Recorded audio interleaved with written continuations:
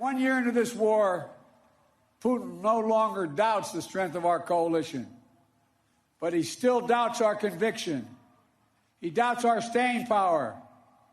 He doubts our continued support for Ukraine. He doubts whether NATO can remain unified.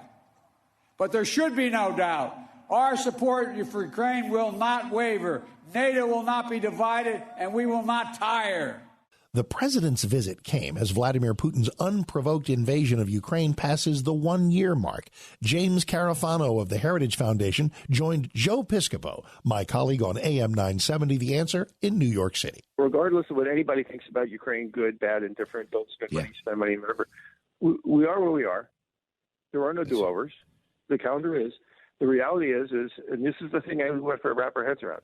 One is the Russian conventional military has now been degraded to a point where Putin really can't invade anybody. When people say, oh, my God, he'll escalate. He can't beat Ukraine. How's he going to escalate? And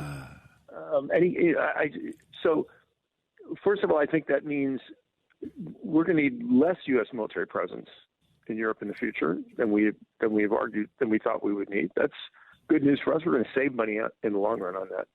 The other thing is, and this is the thing nobody's really talking about, look at the governments that are standing up to Putin. They're all in Eastern and Southern and Central Europe. They're conservative center-right governments. They believe in burden sharing. They've all increased their defense spending. Some of them actually, as a percentage of GDP, spend now more than we do. They, by proportionally, they can't do as much as we can, but proportionally, they're giving more aid to Ukraine than we are. They're anti-Putin. They're anti-China. They're pro-American.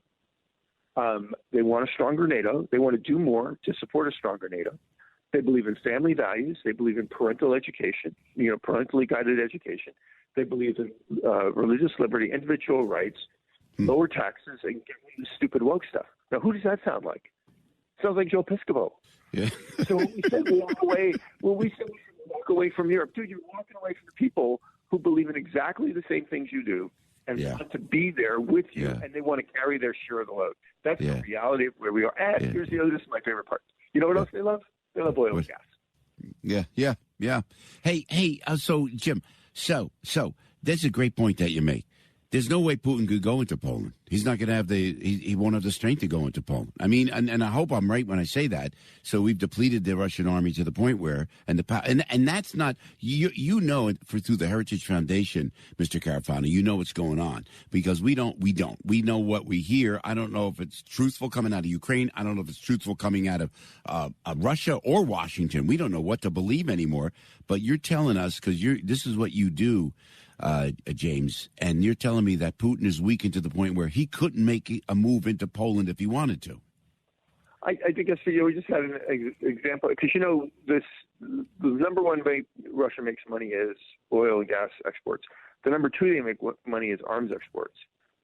Well, there's a big problem there. First of all, nobody wants to buy their crap anymore because they saw how bad it performs. But the other thing is Putin is going to be struggling to rebuild his own military. And remember, he doesn't have access to all this stuff, chips and everything else in the foreign world to do that. We just had a case, Serbia, which for years actually still bought Russian stuff. They just announced they're going to stop. They're getting rid of the Soviet MiGs. Wow. For the reason they can't get parts.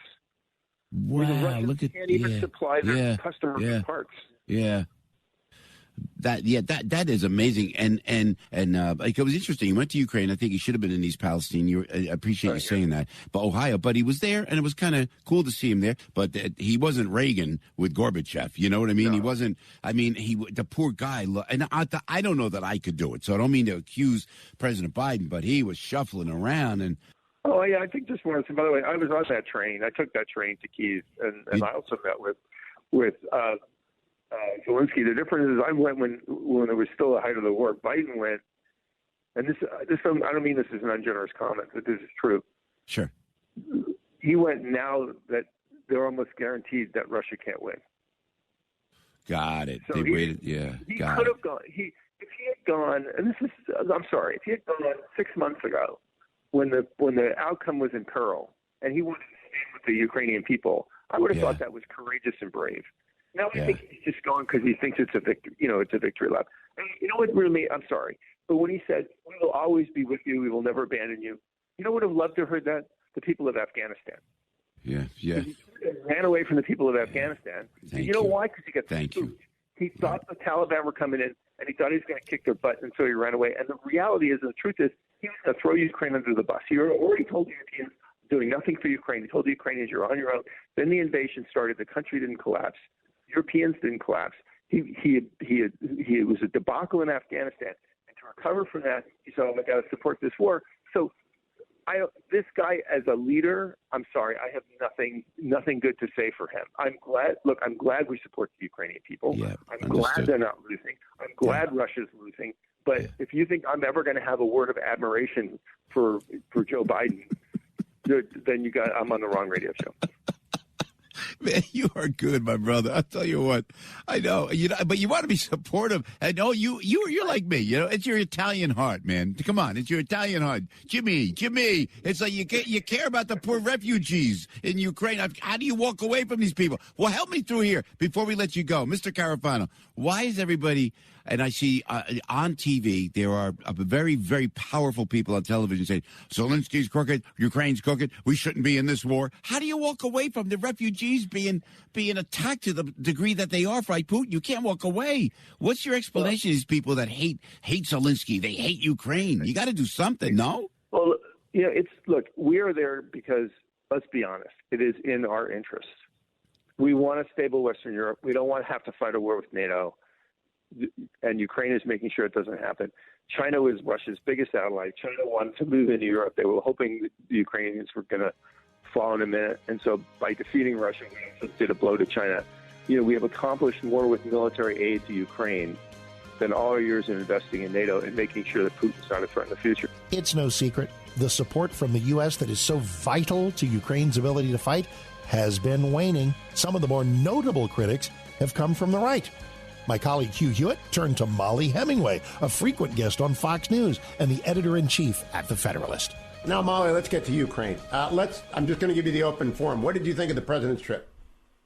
I definitely did not think anything along the lines of what you thought, and I don't really there are many problems I have with this kind of trip, and it really starts with just a disagreement about this approach to Russia's invasion of Ukraine. Which I think we all agree is a problem. I think the U.S. has been involved in this war without thinking strategically about what it wants to accomplish and what its involvement will do. I saw all these people complaining about if China were to help Russia by giving weapons, that would prolong the war. Well, that's true, and that's what we're doing. We're prolonging a war here. We have not been pushing for peaceful reconciliation. If he used this trip as a means to get everybody to the table to end this horrific war, I would be much more impressed, but I don't see that happening. It sounds like people just want to prolong things, spend money without a clear strategy, without an understanding of where we're going, and without any understanding of how it serves our national interests. All right, now, Molly, I think it's a necessary step. The aid to Ukraine is a necessary step to stop the new axis of evil, which is anchored in Beijing and has an arm in Tehran and another arm in Moscow, and to stop the particular disaster that is the Ukrainian butchery from going forward. We got to defeat Putin. My end game is that the people in the Kremlin just have a Khrushchev day where all of a sudden Putin's gone. And that's my end game. And I don't think we get there any other way. And if Putin gets to the border, if he absorbs all of Ukraine, I think we're in, it's sort of like the Sudetenland followed by Czechoslovakia, followed by Poland in the 30s. You don't agree, obviously. Yeah, people who support this type of prolonging of this war kind of are all over the place. They went from saying we had to do this because otherwise he's going to take over all of Europe, which doesn't seem to match with how he even thinks in terms of whether he would go after an actual NATO country. But there's also the issue that we have seen in this war that the Russian army is not capable of doing that. That's actually one of the great things we've seen in this war.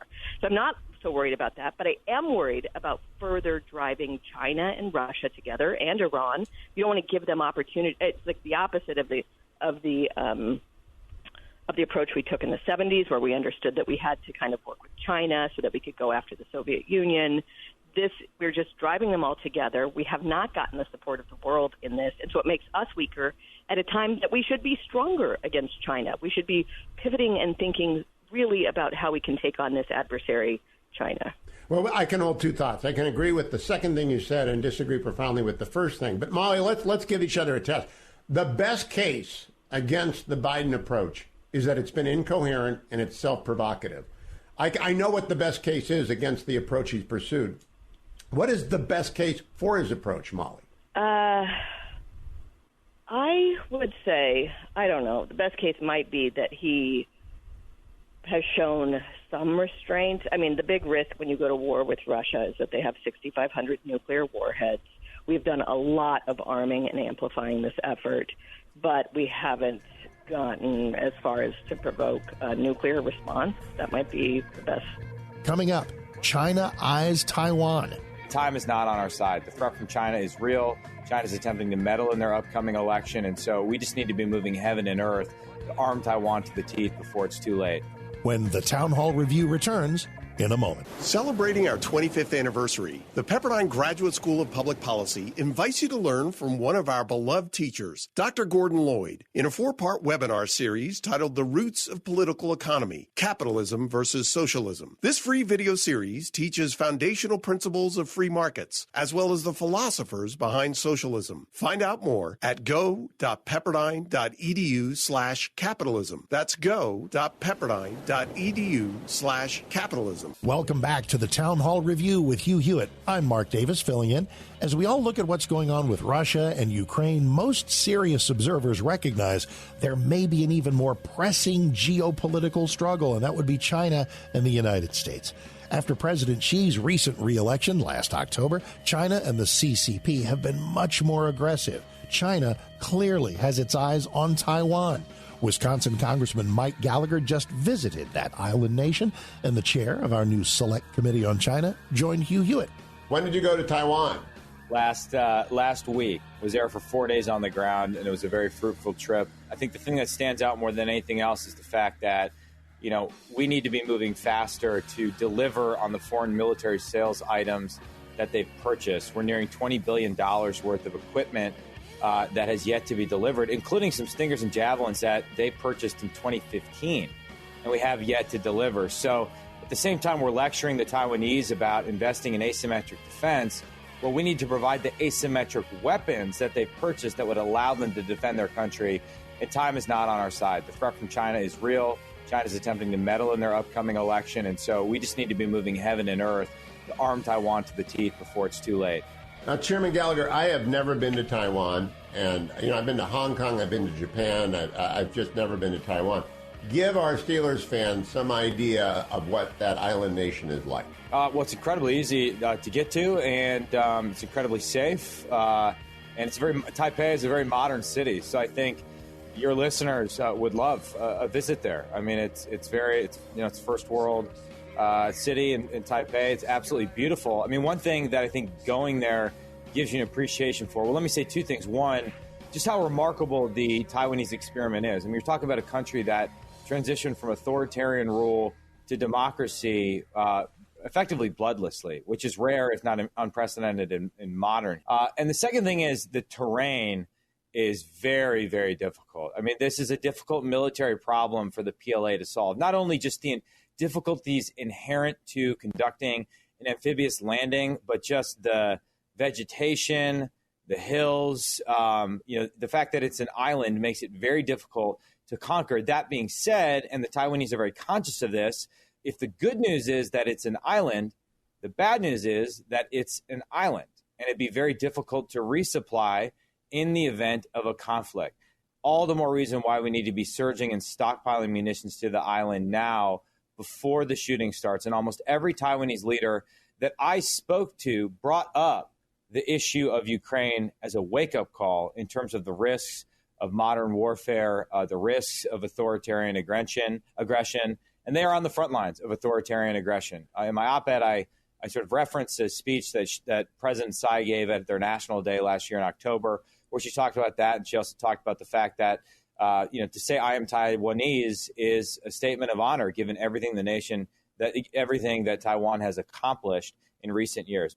Many Taiwanese leaders I mentioned, particularly their director general of something called NSP, the head of their intel agency, talked about the increasing strategic convergence between Russia and China and how Putin is increasingly China's junior partner. A vassal state, right?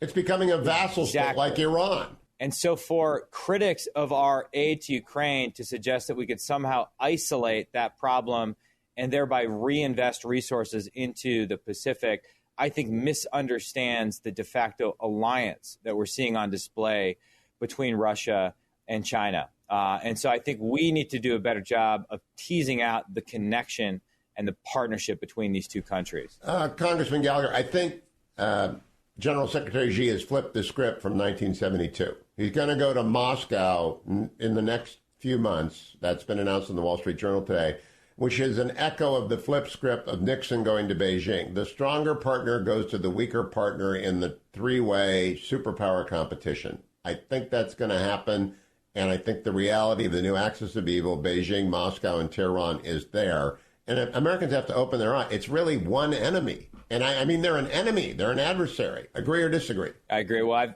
whenever I'm asked, is China our enemy? I say, well, the Chinese Communist Party is the enemy of freedom everywhere it exists, and it's the enemy of the Chinese people. Chinese people need not be our enemy. In fact, they're the primary victims of the Chinese Communist Party's aggression. And understanding that distinction, I think, is critical to our effort. Basically, if you look back to the No Limits partnership that was signed between Putin and Xi before the invasion, you saw similar rhetoric about color revolutions. These are two leaders that share a sense of historical revisionism, grievance, a desire to sort of reclaim the glories that were lost long ago for their countries. And though they are strange bedfellows, though they have diverging interests in some areas, they're very good at presenting a united front against their main enemy, the United States. So they don't hesitate to think about us, to talk about us as an adversary, even as we sometimes clutch pearls in terms of the language we use to describe these evil, evil regimes. Is the CCP's long game? I think it is, but I think they eventually intend to get Manchuria back. Russia took it from them. And they intend to exploit Russia's natural resources in the way that they need natural resource exploitation from Africa and Cambodia. They are expansionists, and Russia just can't oppose that. They're so desperate. Putin's worried about hanging on to power, I think, at this point. So Xi's going to have the keys to the Kremlin. And I don't think I'm being an alarmist here. I think that's the reality.